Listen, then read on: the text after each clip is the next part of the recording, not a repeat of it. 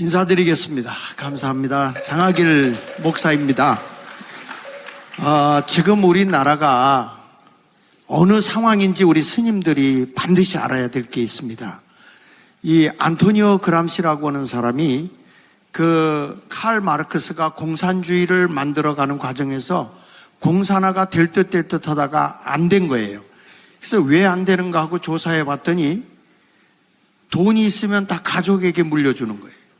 그래서 자본주의가 어디서부터 시작되는가? 가족에서부터 시작이 되는구나. 그래서 가족을 파괴하자. 이 운동을 했는데 그것도 자본주의가 파괴되는데 쉽지가 않은 거예요. 그래서 그것을 보고 있던 30년 뒤에 이탈리아의 안토니오 그람시라고 하는 사람이 공산화를 이 자본주의 국가를 그리고 자유민주주의 국가인 이 자본주의 사회 국가를 망가뜨리고 공산화를 이루기 위해서는 11가지 계명이 있다라고 주장한 겁니다. 근데 그 11가지 계명을 제가 잠깐 얘기하면 여기 보면 이렇게 조용한 혁명 11계명이 나오게 됩니다.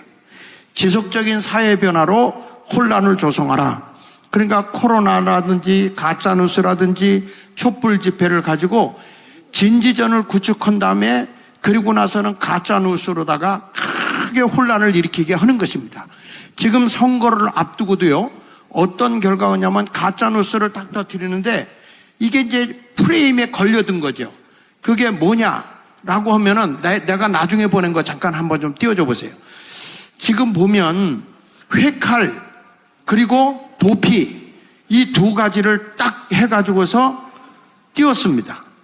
여기 보면 이게 문맥을 잘 들어보면 이 황상무 대통령 시민사회수석이 이런 얘기를 했단 말이야. 과거에는 이렇게 할 때에 잘못된 사람 보면 정보부에서 칼을 가지고 회칼을 가지고 들어가서 두 방을 찔렀다 이런 얘기를 한 거예요. 그러나 지금의 정부는 그렇지 않다라고 얘기한 것을 가지고 뭘로 했냐? 회칼 사건으로 딱 프레임을 거는 거예요. 여러분, 가짜뉴스를 어디서 먼저 터뜨린지 아십니까? MBC에서 터뜨린 겁니다. 그리고 이거 프레임에 딱 걸려버리니까 여론이 막 나빠지고 선거를 이용해 보면서 이 보수우파가 맥을 못 치는 겁니다. 또 하나 넘겨서 보시면요, 여기에 보면 이 사람은 이전 도피해라고 했잖아요. 조사도 안 했습니다. 수사도 안 했어요. 그런데 여기서 흘려서 국정원에서 흘려가지고 이 사람이 도피했다. 그래가지고 두 가지 단어에다가 이것도 딱 그냥 MBC 언론에서 주장을 하고 그걸 받아가지고 민주당에서 공격을 하기 시작하는 겁니다. 가짜뉴스를 가지고 프레임을 걸어서 맥도 못 치게 만들어버리는 것이 지금의 현실이다 이 말이에요.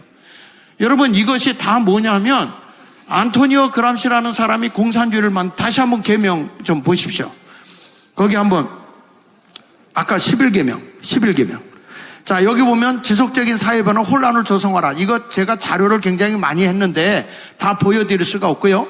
지금까지 우리나라는 가짜뉴스에 다 녹아난 거예요. 여러분 알다시피 광우병 사건이라든지 사드 사건이라든지 이런 모든 것들이 이게 다 가짜뉴스에 매몰이 돼버린 거잖아요. 그동안 나라가 얼마나 혼란했습니까? 광우병 이런 것들이.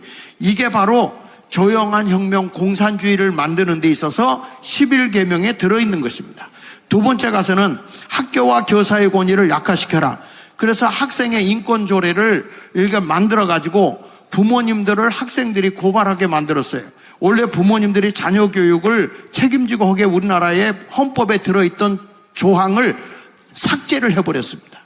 그래서 선생님들이 오히려 학생들을 다 주도하고 있고 부모님은 간섭하지 못하게 만들어 놓는 이런 교육을 지금 실시하고 있어요. 요즘에 보면 자녀들이 부모 고발하는 사건이 상당히 많은데 이런 스며있는 진지전을 구축하고 있는 공산화로 가는 길에 학교와 교사의 권위를 약화시키고 세 번째로는 가족을 해체하라. 이거 부모 고발 나오죠? 일부 다처로 가죠? 그 다음에 페미니즘, 여성 우월주의 이런 게 나오고 그 다음에 네 번째 가서 보면 성교육 및 동성애 교육이 나오는 겁니다. 그래서 이제는 남성, 여성을 쓰지 못하게 하고요. 뭘 쓰는지 아십니까? 사람이라는 단어를 쓰게 합니다. 그래서 나도 지금 남자지만 여성으로 가고 싶다면 여성으로 등재가 돼요. 얼마 전에 복싱 선수가 남자가 복싱 선수가 돼서 여자를 때렸잖아요. 난 여성이다 그래 놓고 이런 모습으로 가가지고 두개골이 금이 가게 하는 그런 사건도 일어났습니다. 그런데 이게 다른 나라에서도 일어나는 게 아니라 우리나라에서도 지금 이런 성교육, 동성애 교육, 지금 이게 우리나라의 국회에서조차도 이 법이 통과되기 직전에 있는 것입니다. 그래서 이번에 우리는 이 종교인들이 다 일어나야 되는 것입니다. 대한민국을 살려야 되는 것입니다. 자유민주주의로 다시 일어나야 되는 것입니다. 여러분, 오늘 이 자리에 모인 것은 우리가 기독교, 불교를 넘어서서 대한민국을 사랑하는 사람이 모여야 하는 것입니다. 이게 굉장히 4월 10일 날 중요하다는 거예요. 투표가.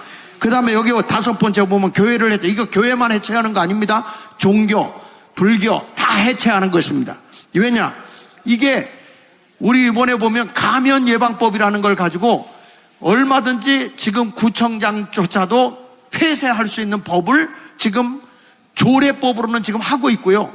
법에 지금 상정되어 있는 상태라는 것을 알아야 됩니다. 그러니까 제가 이 말씀을 드리는 거는 지금 우리나라가 이 안토니오의 11계명이 전부 다 진지전을 구축해서 다 넘어가 있어요. 저는 이번에도 저 국민의힘을 보면서도 공천한 걸 보면 이게 국민의힘도 진지전에 먹혔구나 이런 생각이 드는 거예요. 그래서 우리 종교인들이 깨어나야 되는 겁니다. 국민을 깨워야 되는 것입니다. 이 백성을 깨우쳐줘야 되는 것입니다. 우리 이거 포교가 아닙니다. 나라를 바르게 세워야 된다 그 말입니다. 그래서 오늘 이 자리에 모인 것입니다. 여러분, 여기 6번째, 대량 이주와 이민을 만들어 정체성을 파괴하라. 우리나라 대한민국의 정체성을 파괴시키는 겁니다. 이민자들을 많이 불려들여서. 그 다음에 인종차별을 범죄로 규정하라. 차별금지법을 만들었는데 이게요, 포괄적 차별금지법을 만들어요. 그래가지고 이 포괄적 차별금지법이라는 걸 다시 말하면 평등법이라는 거예요. 그래서 만약에 우리가요, 이 법이 통과되잖아요. 사상적 평등법이 있는데 나는 공산주의가 싫어요 하면 사상적으로 이게 걸리는 겁니다. 그러면 거기에 더 무서운 게 뭐가 있냐면 징벌적 손해배상이 있는 거예요. 징벌적.